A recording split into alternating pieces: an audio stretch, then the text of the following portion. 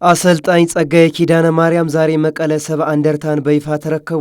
በቅርቡ ከሌላኛው የትግራይ ክለብ ወልዋሎ ዓዲግራት ዩኒቨርሲቲ ጋር በስምምነት የተለያየው አንጋፋው አሰልጣኝ ጸጋዬ ኪዳነ ማርያም ዛሬ አዲሱ ክለቡ መቀለ ሰባ እንደርታን በይፋ መቀላቀሉና ስራ መጀመሩ ታውቋል። መቀለ ሰባ እንደርታ ትናንት ረፋድ ላይ ከአሰልጣኝ ዳንኤል ፀሐዬ ጋር በውጤት ማጣት በሚል ስምምነት መለያየቱ የተሰማ ሲሆን ከጥቂት ሰዓታት በኋላ ደግሞ የቀጣዩ አሰልጣኝ ማንነት በውስጥ አዋቂ ምንጮች አማካኝነት ይፋ ተደርጓል። በዛሬው ዕለትም በሐዋሳ ሌዊ ሆቴል በተካሄደው ስነ ስርዓት የአሰልጣኝ ጸጋዬ ኪዳነ ማርያም ሹመት ተረጋግጧል። መቀለ ሰባ እንደርታ በአሁኑ ወቅት በፕሪሚየር ሊጉ ባስመዘገበ 29 ነጥብ የመውረድ ስጋት ውስጥ በመግባቱ የአሰልጣኝ ሹም ሽሩ ሊደረግ እንደቻለም ለማወቅ ችለናል። በዚህም ሳቢያ ክለቡ ከአሰልጣኝ ዳንኤል ፀሐዬ ጋር በስምምነት በመለያየት አንጋፋው አሰልጣኝ ጸጋዬ ኪዳነ ማርያምን ሊቀጥር ችሏል። ለአሰልጣኙ ጥያቄ ማቅረቡም ተሰምቷል። አሰልጣኙም ጥያቄውን በመቀበል ትናንት ጠዋት መለያየታቸው እውን ሆኗል። ይህን ተከትሎ አሰልጣኝ ጸጋዬ ኪዳነ ማርያም አዲሱ ኃላፊነቱን ለመረከብ ትናንት ምሽት በመጨረሻ የአውሮፕላን በረራ ሐዋሳ ከተማ የገባ ሲሆን ዛሬ ረፋድ ላይ ፒያሳ አካባቢ በሚገኝ ሐዋሳ ሌዊ ሆቴል በተደረገ ልዩ ስነ ስርዓት ከቡድኑ አባላት ጋር እንዲተዋወቅ ተደርጓል። በስነ ስርዓቱ ላይ አዲሱ አሰልጣኝ ጸጋዬ ኪዳነ ማርያም አሁን ላይ የውድድሩና ቡድኑ ያለበትን ሁኔታ ታውቃላችሁ፣ ስለዚህ የምንሰራው አዲስ ስራ አይኖርም፣